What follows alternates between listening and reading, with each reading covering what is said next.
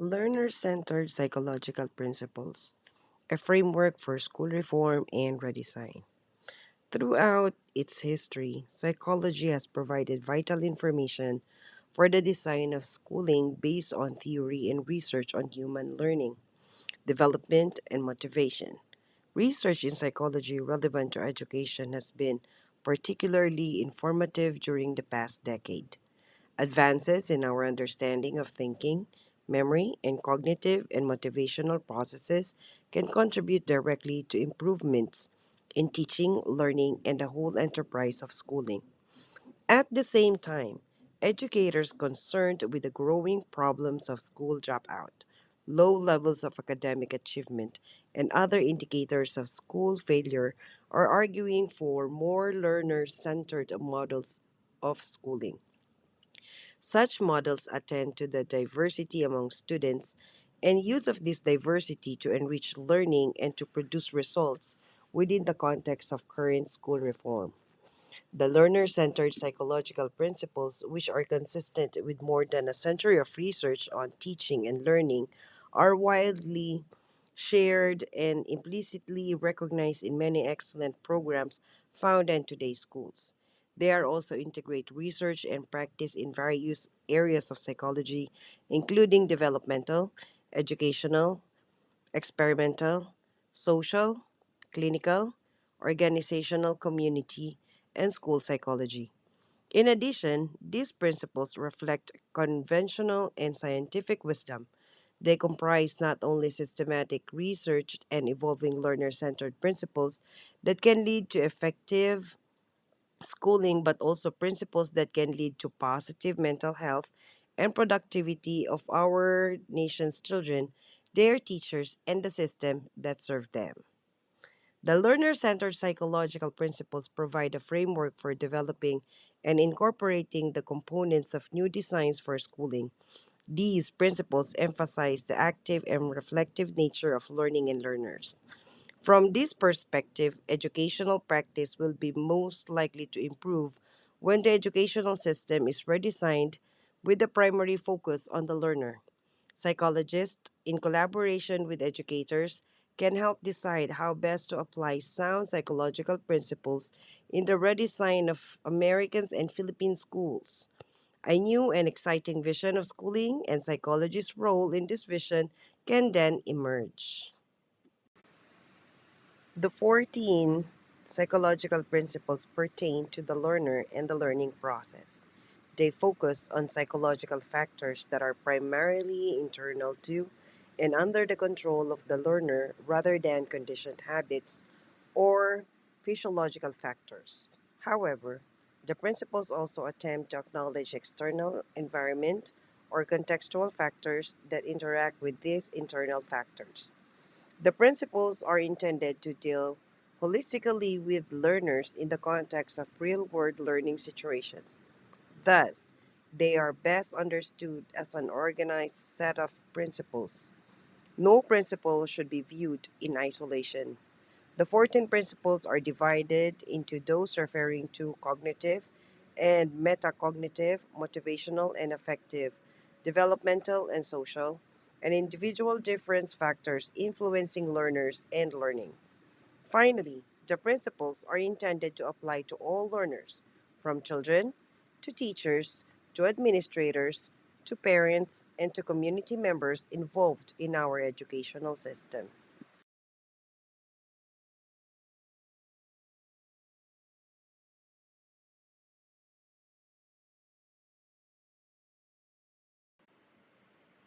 Number one, nature of the learning process. The learning of complex subject matter is most effective when it is an intentional process of constructing meaning from information and experience. There are different types of learning processes. For example, habit formation in motor learning, and learning that involves the generation of knowledge, or cognitive skills and learning strategies.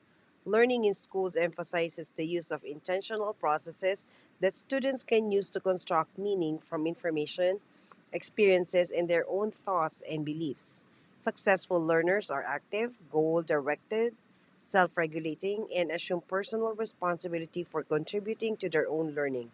The principles set forth in this video focus on this type of learning.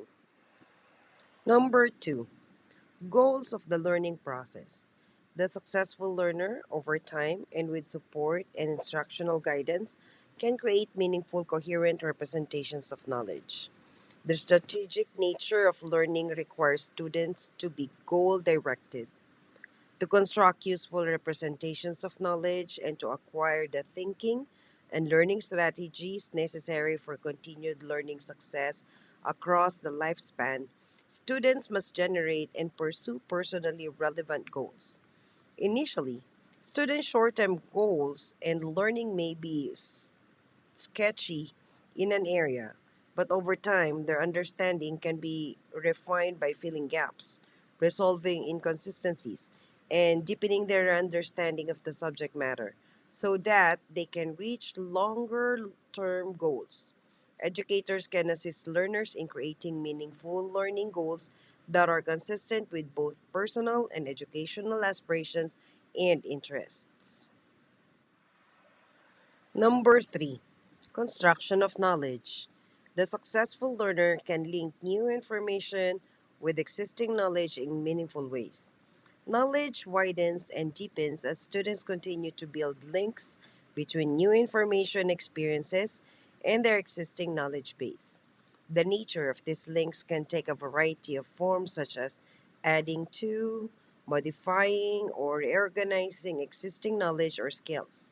How these links are made or developed may vary in different subject areas and among students with varying talents, interests, and abilities. However, unless new knowledge becomes integrated with the learner's prior knowledge and their understanding, this new knowledge remains isolated, cannot be used most effectively in new tasks, and does not transfer readily to new situations. Educators can assist learners in acquiring and integrating knowledge by a number of strategies that have been shown to be effective with learners and varying abilities, such as concept mapping and thematic organization and categorizing. Number 4, strategic thinking. The successful learner can create and use a repertoire of thinking and reasoning strategies to achieve complex learning goals. Successful learners use strategic thinking in their approach to learning, reasoning, problem solving, and concept learning. They understand and can use a variety of strategies to help them reach learning and performance goals, and to apply their knowledge in novel situations. They also continue to expand their repertoire of strategies by reflecting on the methods they used to see which work well for them, by receiving guided instruction and feedback, and by observing or interacting with appropriate models. Learning outcomes can be enhanced if educators assist learners in developing, applying, and assessing their strategic learning skills. Number 5, thinking about thinking. Higher order strategies for selecting and monitoring mental operations facilitate creative and critical thinking. Successful learners can reflect on how they think and learn, set reasonable learning or performance goals, select potentially appropriate learning strategies or methods, and monitor their progress toward these goals. In addition, successful learners know what to do if a problem occurs or if they are not making sufficient or timely progress toward a goal. They can generate alternative methods to reach out their goals or reassess the appropriateness and utility of the goal. Instructional methods that focus on helping learners develop these higher order or metacognitive strategies can enhance student learning and personal responsibility for learning. Number 6, context of learning. Learning is influenced by environmental factors, including culture, technology, and instructional practices. Learning does not occur in a vacuum. Teachers a major interactive role with both the learner and the learning environment. Cultural or group influences on students can impact many educationally relevant variables, such as motivation, orientation toward learning, and ways of thinking. Technologies and instructional practices must be appropriate for learners' level of prior knowledge, cognitive abilities, and their learning and thinking strategies. The classroom environment, particularly the degree to which it is nurturing or not, can also have significant impacts on student learning.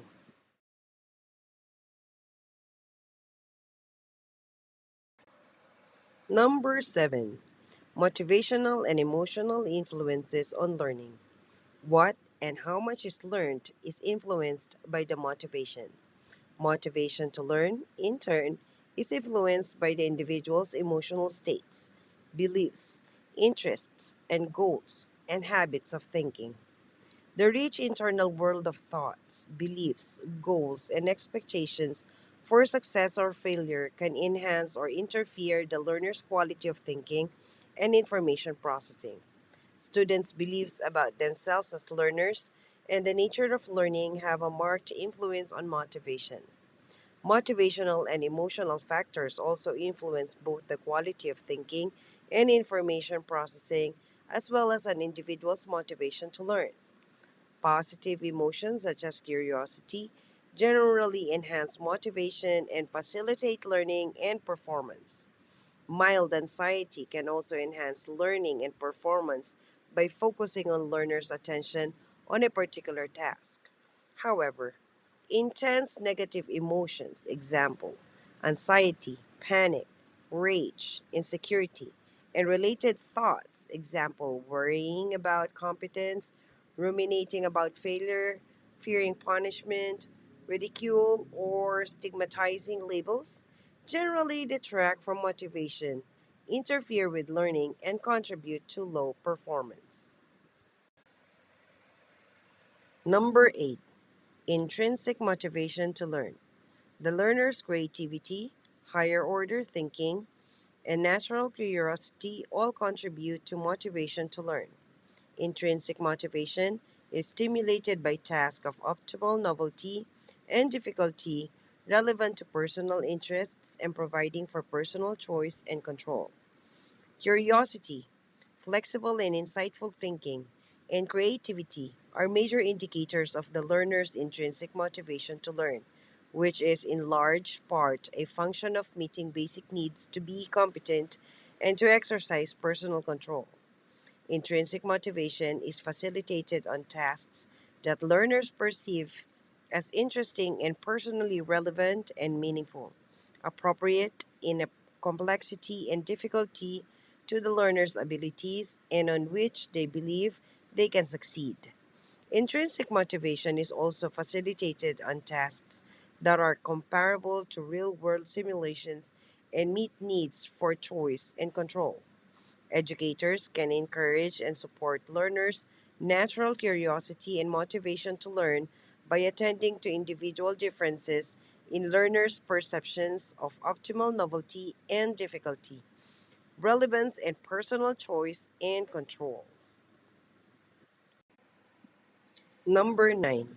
Effects of motivation on effort. Acquisition of complex knowledge and skills requires extended learner effort and guided practice.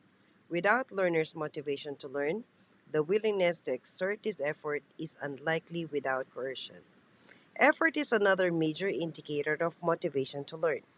The acquisition of complex knowledge and skills demands the investment of considerable learner energy and strategic effort, along with persistence over time. Educators need to be concerned with facilitating motivation by strategies that enhance learner effort and commitment to learning and to achieving high standards of comprehension and understanding. Effective strategies include purposeful learning activities guided by practices that enhance positive emotions and intrinsic motivation to learn, and methods that increase learners' perceptions that a task is interesting and personally relevant.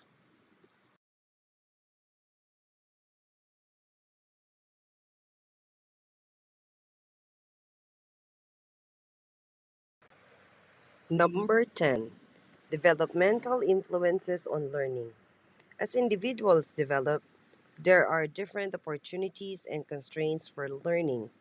Learning is most effective when differential development within and across physical, intellectual, emotional, and social domains is taken into account. Individuals learn best when material is appropriate to their developmental level and is presented in an enjoyable and interesting way. Because individual development varies across intellectual, social, emotional, and physical domains.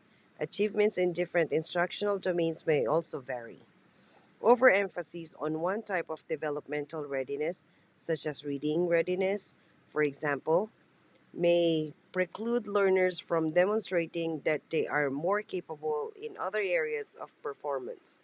In cognitive, emotional, and social development of individual learners and how they interpret life experiences are affected by prior schooling, home, culture, and community factors.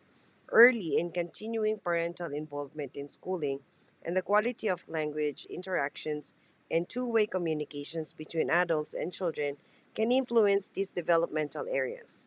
Awareness and understanding of developmental differences among children with and without emotional, physical, or intellectual disabilities can facilitate the creation of optimal learning contexts. Number 11. Social influences on learning. Learning is influenced by social interactions, interpersonal relations, and communication with others. Learning can be enhanced when the learner has an opportunity to interact and to collaborate with others on instructional tasks. Learning settings that allow for social interactions and that respect diversity encourage flexible thinking and social competence. In interactive and collaborative instructional contexts, individuals have an opportunity for perspective taking and reflective thinking and may lead to higher levels of cognitive, social, and moral development as well as self esteem.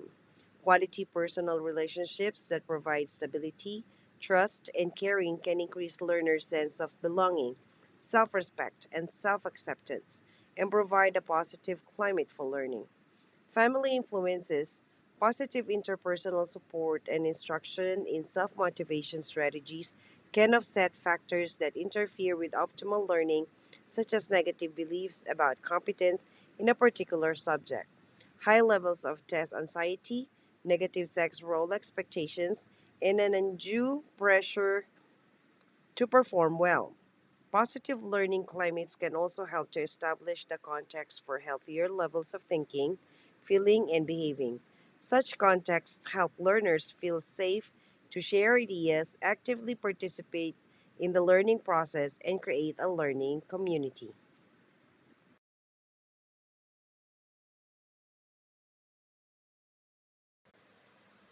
Number 12. Individual differences in learning. Learners have different strategies, approaches, and capabilities for learning that are a function of prior experience and heredity. Individuals are born with and develop their own capabilities and talents. In addition, through learning and social acculturation, they have acquired their own preferences for how they like to learn and the pace at which they learn. However, these preferences are not always useful in helping learners reach their learning goals. Educators need to help students examine their learning preferences and expand or modify them if necessary. The interaction between learner differences and curricular and environmental conditions is another key factor affecting learning outcomes. Educators need to be sensitive to individual differences in general. They also need to attend to learner perceptions of the degree to which these differences are accepted and adapted to by varying instructional methods and materials. Number 13. Learning and diversity. Learning is most effective when differences in learners' linguistic, cultural, and social backgrounds are taken into account. The same basic principles of learning, motivation, and effective instruction apply to all learners.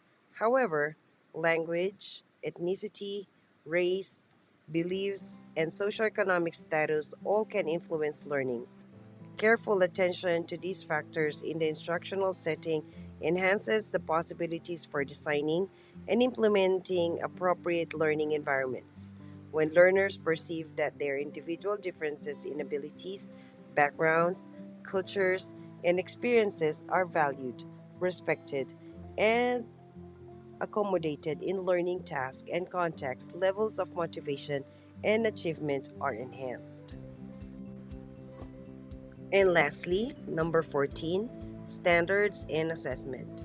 Setting appropriately high and challenging standards and assessing the learner as well as learning progress, including diagnostic, process, and outcome assessment, are integral parts of the learning process. Assessment provides important information for both the learner and teacher at all stages of the learning process.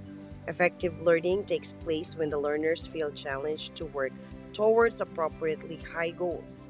Therefore, appraisal of the learner's cognitive strengths and weaknesses, as well as current knowledge and skills, is important for the selection of instructional materials of an optimal degree of difficulty.